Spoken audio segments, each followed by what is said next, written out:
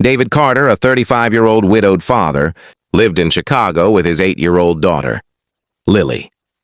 Every day began before sunrise as he prepared breakfast, packed Lily's school lunch, and hurried to his job as a maintenance supervisor.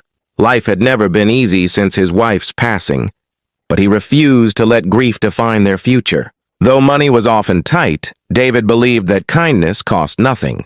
His neighbors admired his honesty, and Lily proudly told everyone that her father always helped people, even when they had very little.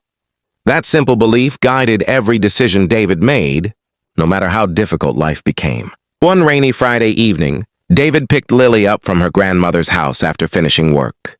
On the drive home, heavy rain poured across downtown Chicago, and suddenly his old pickup truck began, making strange noises before stopping completely near the luxurious Grand Crest Hotel. While waiting for roadside assistance, David decided to step inside the hotel lobby to stay warm.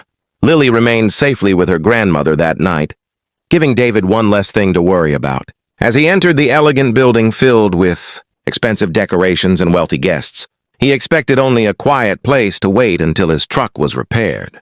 Near the reception desk, David noticed an elderly woman standing with a small suitcase and a worn-out coat. She politely showed the receptionist a printed reservation, explaining that she had booked a suite weeks earlier.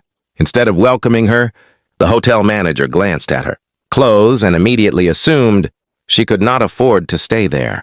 He coldly announced that every room was occupied and suggested she find a cheaper motel across town. Several guests exchanged uncomfortable looks, but no one spoke up. The woman remained calm despite the humiliation, quietly collecting her suitcase as though she had grown used to being judged by appearances. David felt something inside him refuse to stay silent.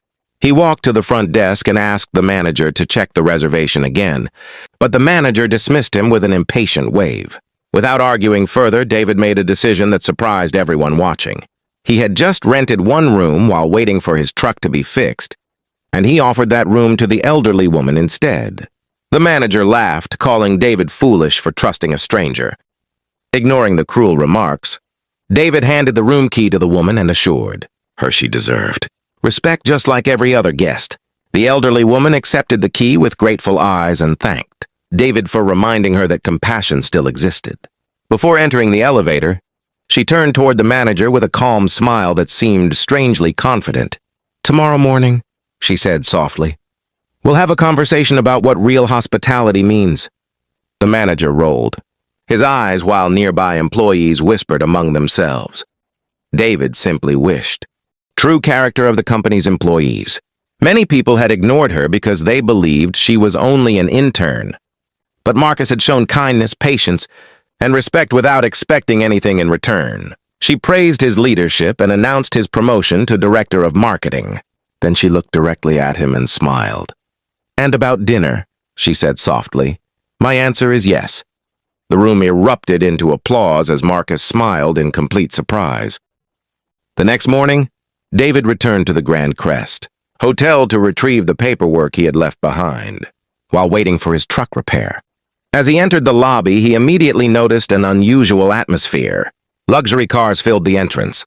Security personnel stood at every door, and nervous employees whispered to one another. The same manager who had mocked the elderly woman the previous night looked pale and anxious.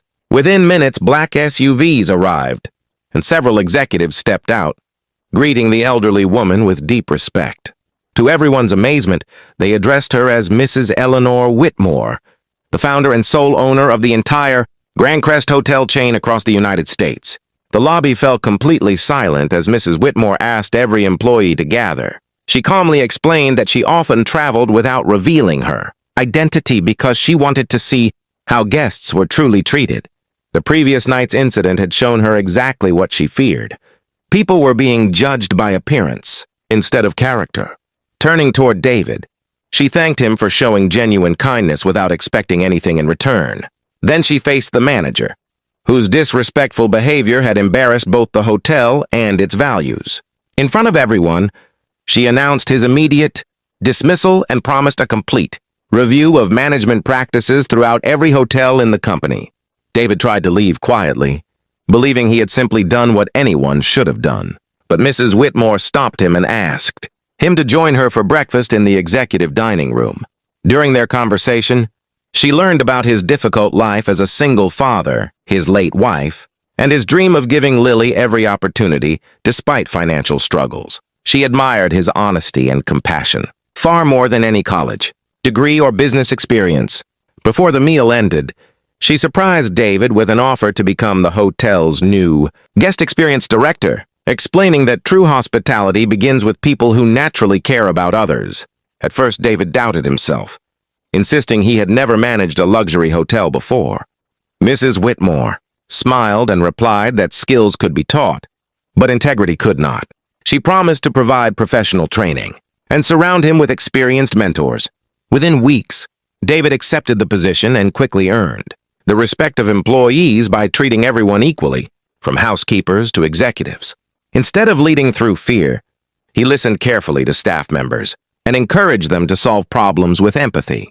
Guest satisfaction reached record levels, and the grand crest. Hotels soon became known not only for luxury, but also for genuine kindness. Several months later, Lily proudly visited the hotel after school and watched employees greet her father with admiration. Mrs. Whitmore welcomed Lily like family and established a scholarship in David's late wife's memory to support children who had lost a parent. News of David's remarkable act spread across America, inspiring countless people to choose compassion over judgment. Standing in the same lobby where everything had begun, David realized that a single moment of kindness had transformed his life forever. He smiled as Lily hugged him tightly, knowing that the greatest rewards in life often come from helping someone when nobody else is willing to care.